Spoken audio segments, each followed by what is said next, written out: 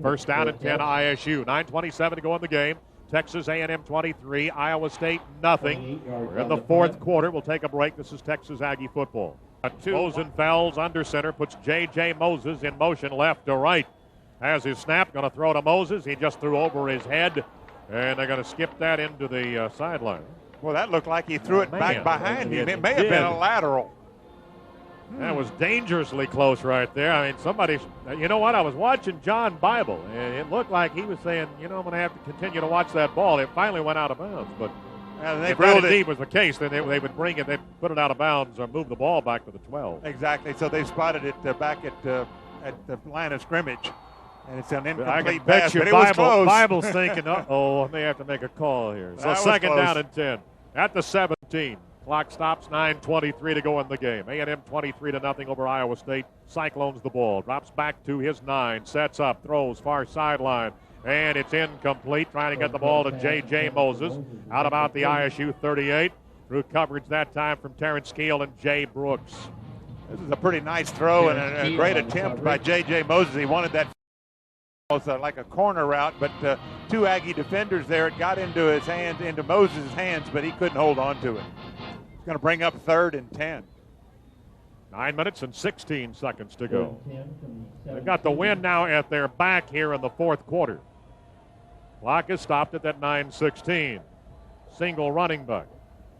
Rosenfels, the ball, drops back, backside pressure, throws, skips it right into the turf in front of the intended receiver, Campbell. He was hit from the backside by Glenn as he lets go of the ball. Incomplete out at the 25. He is now 13 out of 21, throwing the ball with an interception and 77 yards today for Sage Rosenfels. As many times as he's been hurried and as many times as he's been hit, I think he's starting to feel that pressure. Jason Glenn did not get to him that time before he let loose of the ball, but he certainly felt it and threw the ball poorly.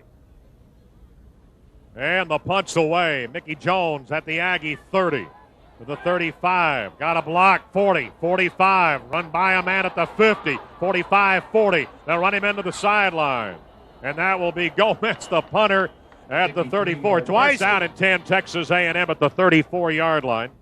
I formation behind Ferris with a tight end right flanker right split into the left. Pitch it going to the left side. Weber. Weber looking for the 30. He has it. Goes across the 20, wrapped up from the backside at the 15-yard line. First down, Texas A&M. As we rejoin you, the Aggies just went left with Weber on a pitch. Got around the corner with a good block, and all the way from the 34 down to the ISU 15. That'll be one of the longer runs of the ball game today by A&M on Weber. Weber now 20 carries, 106 yards. First down and 10 A&M at the 15-yard line. ISU is into the field. We have 8:39 remaining in the ball game. A&M leads 23-0. Two wides to the right, one to the left. I formation, break the I as Weber goes in motion back to the left side. Hand off to Toombs, hits the line of scrimmage, dropped down at the 15-yard line. James Reed along with Nigel Tharp, senior out of Michigan, on that tackle. 36-yard return and a 53-yard punt on that play a moment ago when we got the return down to the 34.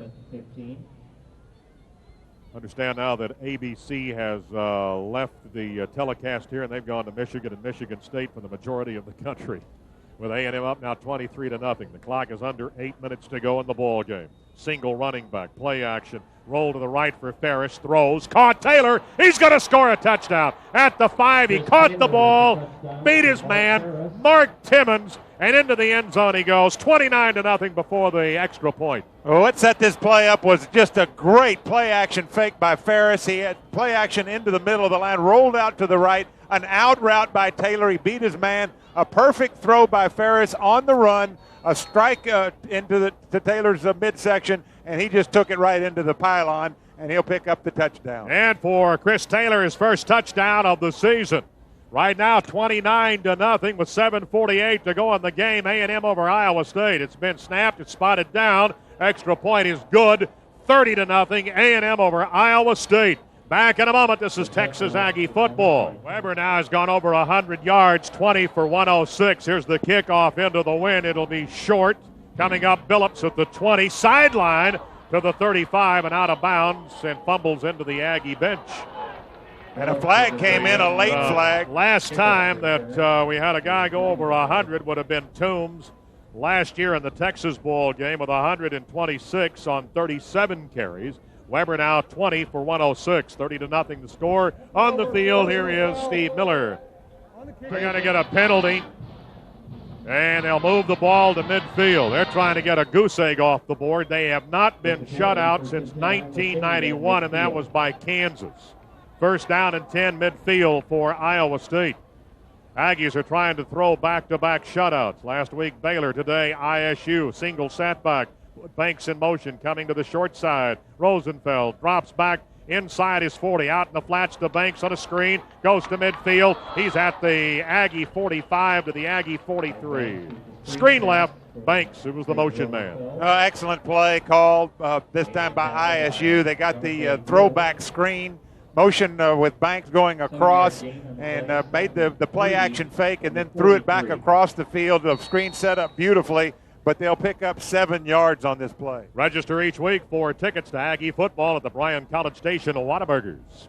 Got a second down and 3 for Iowa State at the Aggie 43-yard line. Single setback. He's right on top of the 50. They'll give it to that man. Ennis Haywood, big hole. He's going right side at the 35. He got a first down. Caught from the backside. Goes down at the Aggie 27-yard line. Caught from the backside by Terrence Keel. And let's play first and 10. Short drop throws. Knocked right back in his face by Evan Peroni. A lot of new faces down there, Dave, on this defensive lineup for the Wrecking Crew.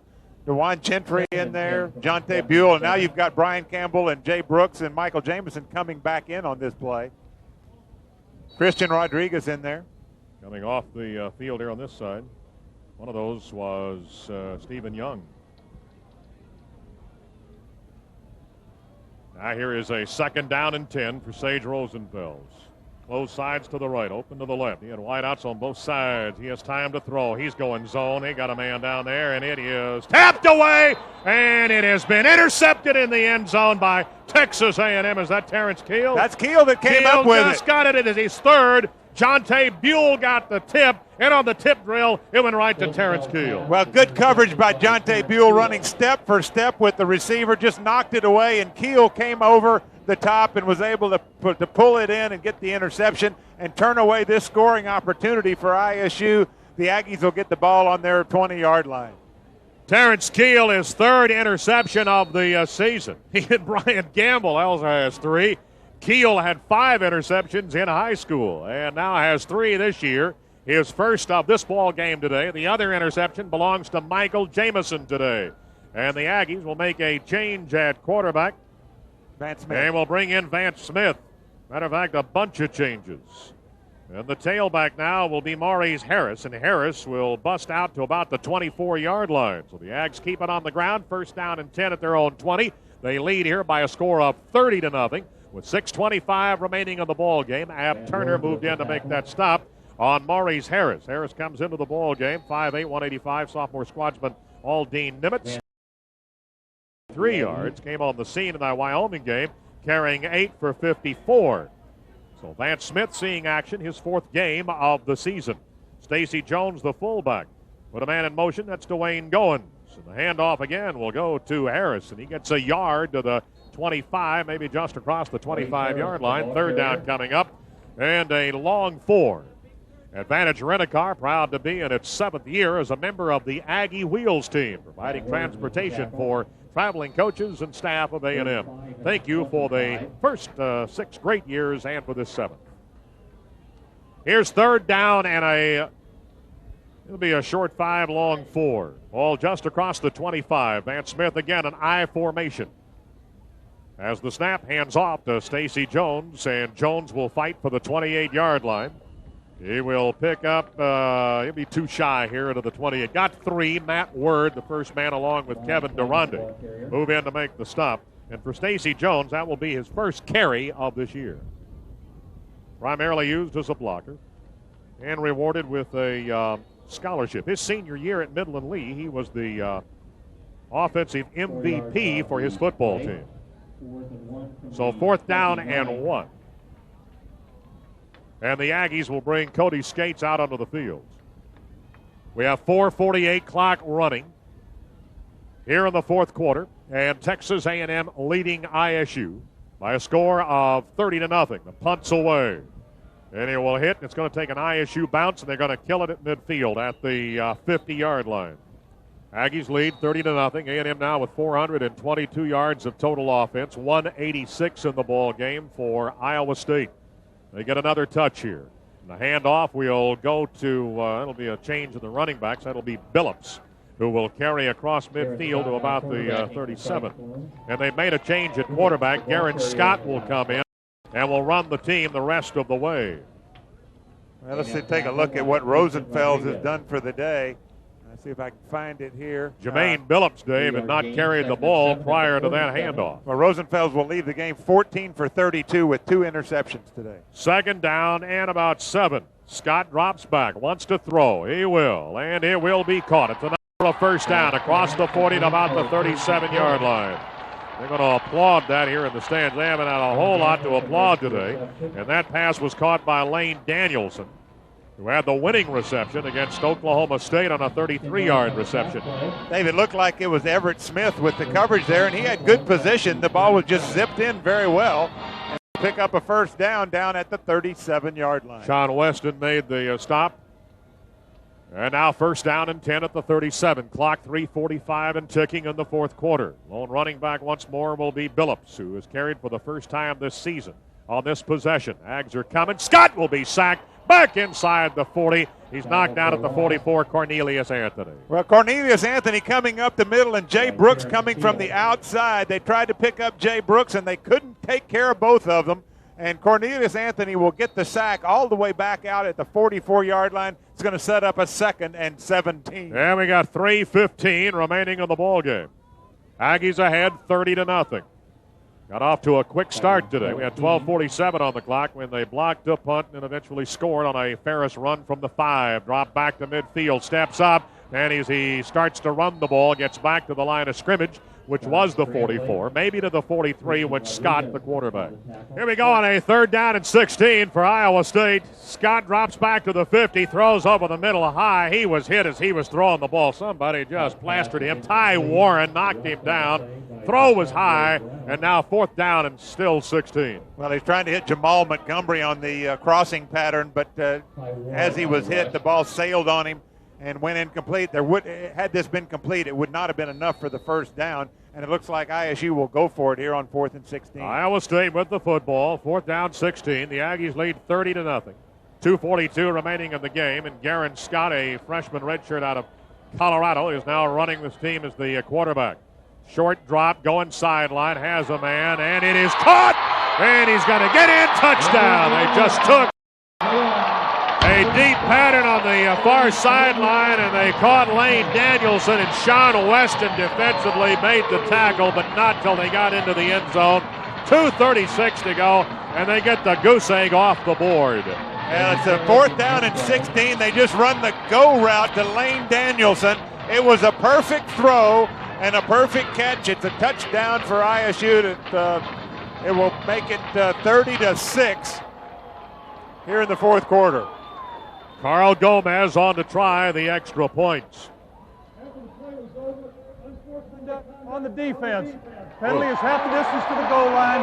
Touchdown's good. I saw what this was, Dave. One of the defenders on that pass play kicked the football in disgust, and that's why they called the penalty. All right. 2:36 on the clock. Casey Baldwin will hold, and Carl Gomez will try the extra point. Here it comes, and there it goes, and he hits it. 30-7, 2:36 remaining. Aggies lead Iowa State in Ames. This is the Texas Aggie Radio Network. Aggies a cheat. Have one man deep. Here's the kick, and it will be short. They'll take it at the 30, Bethel Johnson. 35. Trying again, now cuts it back to his right across the 40 to the 42-yard line. First down and 10, and Colby Freeman is checked in as the Aggie quarterback. And from a shotgun inside, a handoff will go to, no, he kept the ball going left, and he gets it out of bounds across the 50 into the ISU bench and carries there for about 9 yards to the ISU 48. He faked to Harris, and then he just kept the ball running out of the shotgun back to his left, Dave. Yeah, this is that blind bootleg off the play-action fake, and it really didn't fool all of the Cyclones, but they were surprised by Colby Freeman's speed, and he got outside. He'll pick up 9. They've scored now on a 43-yard pass to Lane Danielson. Here's 2nd down and 1. Puts Goins in motion. He's under center. The handoff, Maurice Harris. And he gets a first down. That is not Harris. We'll check that one as they go back to the line of scrimmage. That's Oshler Fleming. So Fleming on the carry. Goes to the 45 and a first down, Texas A&M. 2:16 on the clock. As they move the chains, now they roll the clock. A&M up 30-7. A&M 434 yards of total offense today. 239 of total O for ISU. Shotgun for Colby Freeman. Running back to his left. The inside handoff. Once more to Oshler Fleming. 40. Across the 35 to the 34-yard line. First down, Texas A&M. Oshler Fleming, 5'10", 204, freshman redshirt out of Denton. And he rushed for over 1,200 yards as a junior in high school. He has 3 carries, 19 yards coming into this ball game. This is one of the huge benefits of getting a lead late in the game, because the kids that work so hard and giving a picture in practice some game experience. Aggies come back to the line of scrimmage on first down and 10. Once more, it'll be a fake by Freeman. He fumbles the ball. The Aggies are fighting to get it back at the 30, and they did. Ags recovered at the 30. Faked inside. Freeman went wide to the left. Hit. Ball squirted free. One of the Ags will fall on it at the 30-yard line. Boy, Fleming did a great job of carrying out that fake. It looked like he was wide open and heading for a touchdown, but Freeman had pulled it out and taken it around left end. And after it's all said and done and they recover the fumble, they'll pick up 4 yards. Allison Collins got the fumble recovery. The Aggies are cleaning their bench right now, getting a lot of folks in. 1:04 to go. Aggies ahead 30-7. It is 2nd down and 6. Oshler Fleming again up the middle, 20. Out to about the 18, 17-yard line. Fleming on a straight ahead handoff. Got a first down carry to the 18. And now at first down and 10 with 55 seconds remaining in this game. So Colby Freeman, the freshman redshirt out of Brownwood, who rushed for over 4,000 yards in high school. He's an athlete. As their quarterback for the Brownwood Lions. Fleming, the lone setback, Goins in motion. And the handoff to Oshler Fleming again. He's going to fight for some yards as he gets about 3 to the 15-yard line on a 1st and 10. It'll be 2nd down and 8 coming up, 2nd down and 7 coming up. Ags continue to make some changes with a lot of new faces out there on the field, as now we're down to 22. Could be over. And they don't have to snap the ball again if they don't wish to. 2nd down and 7 at the 15-yard line, and I think they're going to let time run out by just simply standing in the huddle. And A&M will go out of here with a very impressive 30-7 win, and they rack up 467 yards of total offense to 239 against the high-powered ISU offense. A&M will see its record now go to 5-2 for the year. ISU will drop back to 5-2. The Aggies are now 3-1 in the Big 12. They go 2-1 on the road, and they have won it in Ames today. I was really happy with our team coming to Iowa State. It was their homecoming. They were playing to be bowl eligible and for the first winning season in a long, long time. And we came into a tough environment. I thought our team came out focused and really took control of the game early, and that helped to keep the crowd from really getting involved in it. We said last week when we got to shutout that getting shutouts are really hard. There's always a play like the play today at the end. I was disappointed. Our starting defense had played for about 55 minutes of the game with a shutout, and it was disappointing to give it up at the end, but that's how young players learn how to play. But overall, I was real pleased with the way we play. I think we play with a little more fire and emotion, and we just got to start doing it every week. And when we do that, we can return to that wrecking crew status. The block punt played a big part in it. I mean, Jay Brooks came out, made an excellent play, and it really set the tone for the whole game. And we wanted to make a point as far as defense to let them know, hey, this is the wrecking crew, and you got to respect us. We had people saying that, the wrecking crew, they don't deserve the name, but I believe today we've shown people that we do deserve the name. Yeah, we're glad to get any win, but we can do it like that. That's just great. I mean, it's just one of those days where everything clicked. I mean, the defense, what can you say? I mean, as a wrecking crew at its finest right there. I mean, they came out all week we talked about just coming out and playing with emotion. You know, that's what we did. Because defense, that's all emotion, and in the offensive line, you got to come out and want to beat the guy across from you, and that's what happened. Yeah, that's big. I think, you know, different games, you come in with a different game plan. I think the coaching staff want to get that established, and that's what we did, you know. We just took it to them, and that's, you know, when you can establish the run, it makes everything easier, and that's what happened today.